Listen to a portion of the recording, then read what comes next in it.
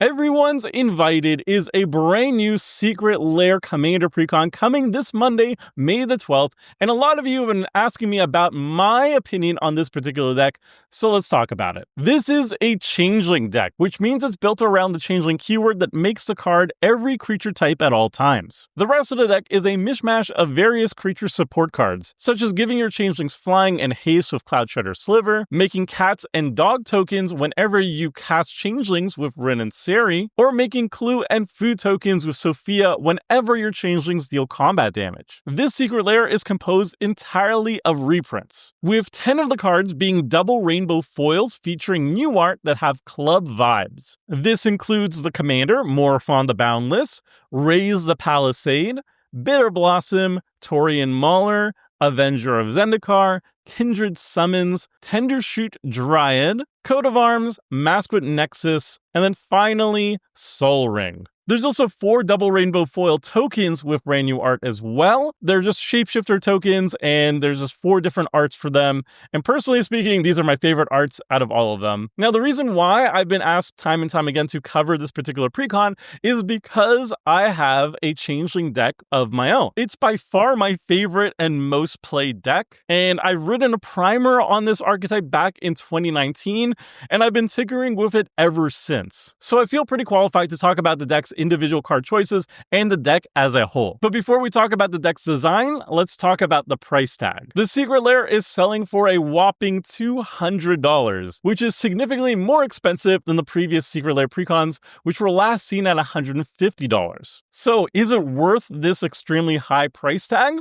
And the answer is maybe. If you look at the total value of these cards, you're getting about $200 worth of cards being delivered to you in one easy shipment. 10 of these cards are featuring brand new art and are in rainbow foil treatment, plus including the 4 tokens. These are surely going to be more expensive than the cheapest versions of these cards, but we just don't know by how much. So ultimately, you are getting about $200 worth of value in this product, assuming you want every single card in it. So it's not a great deal, but it's a reasonable one. My only warning for people who are purchasing this deck only to build a Changeling deck from it and looking maybe to upgrade it afterwards is that a lot of the very expensive cards that are justifying its $200 price tag are actually not really good in a Changeling deck. Oops. Yup. A lot of the deck's monetary value is tied up in very expensive cards that ultimately aren't very good in Changelings and would be the first cards I would cut from upgrading the list. Don't get me wrong, there are some good expensive Changeling staples here, like the Commander Morphon, which is $6, Shapesharer is randomly $7, yowza, and Black Market Connections is currently $13. These are all great inclusions. However, a big chunk of the deck's budget is spent on cards that aren't very good, like Bitter Blossom, which is currently $15, and I'd never consider running it in Changelings at all. Kinsbale Cavalier is $15 too, and yeah, it's a fine way to give your Changelings double strike, but a way better version of this card is simply replacing it with Sylvia Brightspear, which does the same thing at a lower mana cost and is only $2. Or Coat of Arms, which is a powerful card, but Changelings have access to even stronger anthems that cost way less than $16. And don't get me wrong, I'm happy to see expensive cards being reprinted. However, you have to keep in mind that these expensive cards are why this precon is being sold at $200. So I'm not a fan of cards that aren't even good in a Changeling deck popping up here and then being used to justify its very high $200 price tag. Now, moving on from the price tag and looking at the deck as a whole, I would say it's honestly quite weak, weaker than most of the modern precons. To explain why, let's look at the Changelings themselves. While there are a handful of Changelings that are pretty good cards on their own, most of them really suck, like a 2-mana 1/1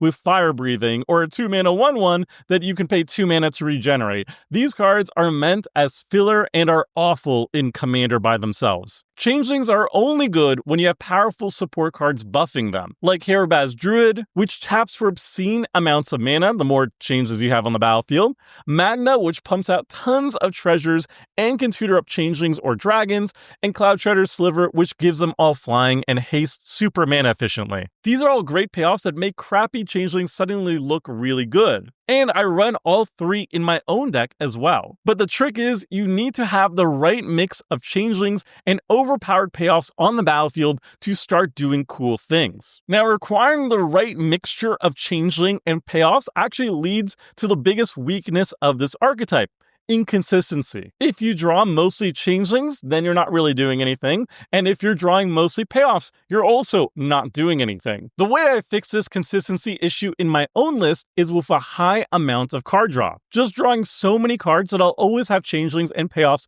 ready to cast depending on the situation. But this precon is actually kind of low on high quality card draw. There's some good choices here like Kindred Discovery, Black Market Connections, and Risen Reef, but there's simply just not enough of them. And there's plenty of other amazing card draw spells they could have added to the Changeling deck without increasing the budget. For example, Eagle Vision is a 2-mana draw 3 with changelings because they're assassins. Tovalar is an incredible coastal piracy effect for just 3 mana when they're usually 4. Or Breaches, which does a ton of extra good things on top of drawing us cards. Now, as a quick aside, you can actually build changeling decks without having any inconsistency whatsoever, and that's by kind of cheating and removing almost all the changelings from your own deck. For example, you could build a General Tazri deck where the whole point is to tutor up the ally mirror entity and then use its ability to turn all your creatures into changelings. And voila, you've got a 5-color changeling deck without having to actually fill up on janky changeling cards. I personally don't like this strategy because it's incredibly linear to play, but it's arguably the strongest way to build a changeling deck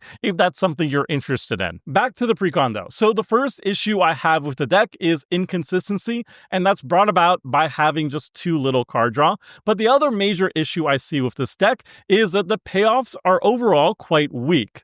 Again, changelings kind of suck on their own. What makes them good are the payoffs that reward you for running them. And while there are some good payoffs in the precon, there are also some questionable ones. Like Avenger of Zendikar and Tendershoot Dryad, which yeah, they pump up your team and they make some tokens, but it kind of feels lazy and uninspired here, and there's just better options for making tokens and also pumping up changelings. Or Kindred Summons, which is a cool board wipe, but is also a whopping 7 mana.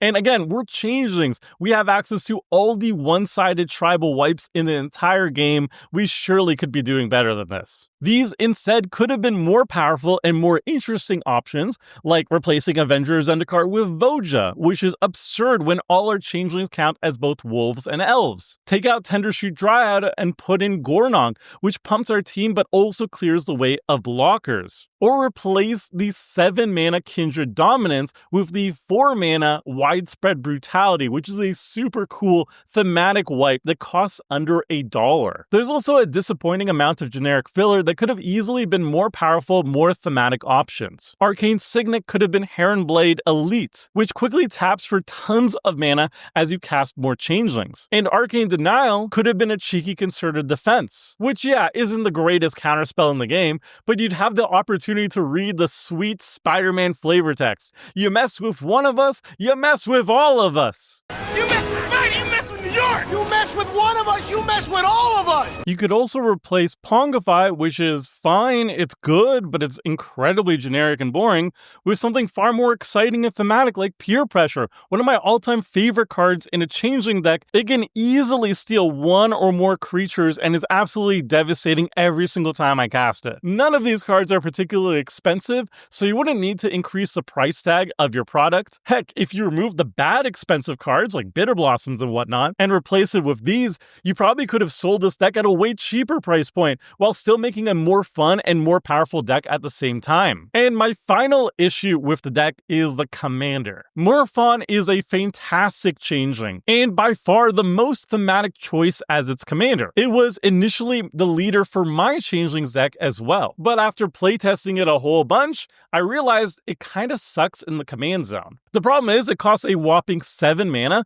and has no built-in protection to removal. So unless you plan on comboing off with it immediately, what usually happens is you cast it, get some value for a turn or two, then it dies and you never have the opportunity to cast it again. The value you get from this commander comes way too late in the game and then it doesn't last very long, so ultimately it doesn't have much impact in the game. That's why I ended up putting Morphon in the 99 and swapped in for a new commander, the Dragon, whose Eminence ability makes all my overcosted changelings cost something much more reasonable. Now Now, I can totally understand why Wizards of the Coast did not put the Ur-Dragon as the leader of this deck, especially considering the cheapest version of this card goes for at least $50 currently, my goodness. But it's important to note that typically Wizards of the Coast will prop up weak precons by throwing on an overpowered commander to kind of carry the entire deck. Valgavoth is a good recent example. It's an overpowered commander propping up a pretty sketchy 99. The precon feels like an absolute powerhouse as long as your commander is on the battlefield. Rennie is another great example of this. I recently talked about how disappointed I was at the number of terrible dragons featured in the 99 of that precon, but Rennie is so powerful that it makes up for the rest of the deck's shortcomings. My point is that this Changeling deck is one of the weaker precons and desperately needs a strong commander to help prop it up, and Morophon, while very thematic, is not going to do that for you. Honestly, if you don't want to make any upgrades to the stock list, simply swapping Morophon for Tazri in the 99 would make the deck significantly more consistent. But if you're interested in building a Changeling deck and don't want to spend $200 on a precon, here's a $100 alternative that I whipped up for you. This list is priced according to MTG Goldfish and doesn't factor things like shipping costs, but regardless, the deck is overall not just cheaper than Everyone's Invited, but also more powerful. This version focuses on combat, just like Everyone's Invited, giving huge payoffs for attacking with cards like Yuriko to draw and drain, Silumgar, which is a one-sided board wipe whenever we attack with a bunch of changelings,